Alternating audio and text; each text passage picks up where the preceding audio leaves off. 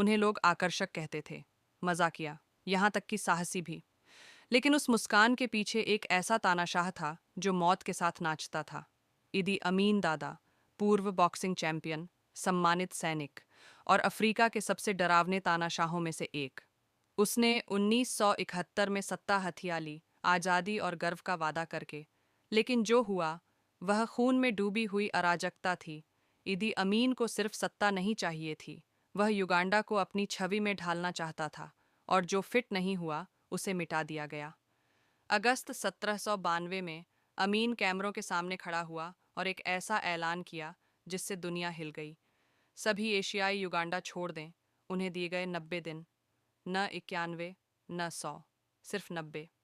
वरना यह कोई सरकारी नीति नहीं थी, ये एक आदमी का हुक्म था।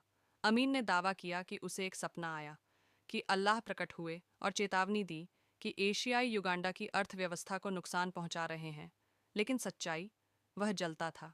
एशियाई समुदाय, ज़्यादातर भारतीय और पाकिस्तानी, ने पीढ़ियों से युगांडा में कारोबार, बैंक और बाजार खड़े किए थे। वे इंजीनियर थे, डॉक्टर, दर्जी, दुकानदार। उन्होंने नौकरियां पैदा कीं, टैक्स चुकाया। लेकिन अमीन की नज़र में वे अब भी बाहरी थे, इसलिए उसने उन्हें देश से बाहर निकालने का आदेश दे दिया। करीब 80,000 लोग युगांडा में जन्मे, युगांडा में पले बढ़े, और कहा गया, इस घर को छोड़ दो जो तुम्हारा था। परिवारों ने जल्दी जल्दी अपने जीवन को सूटकेसों में समेटना शुरू किया। पिताओं ने अपनी दुकानें कौड़ियों के भाव बेचीं। माताएं बैंकों से अपने फंड्स मांग रही थीं।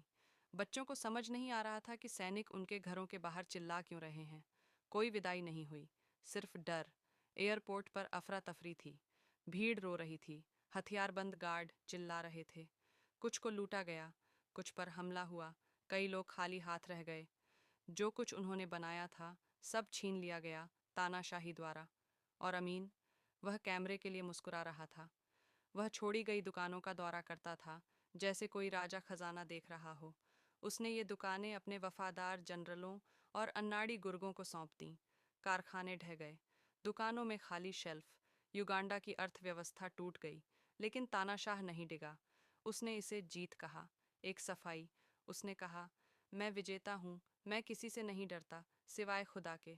उसने 8 साल तक हुकूमत की, लाखों लोग मारे गए, और अंत में वह भाग गया, विदेश में मरा।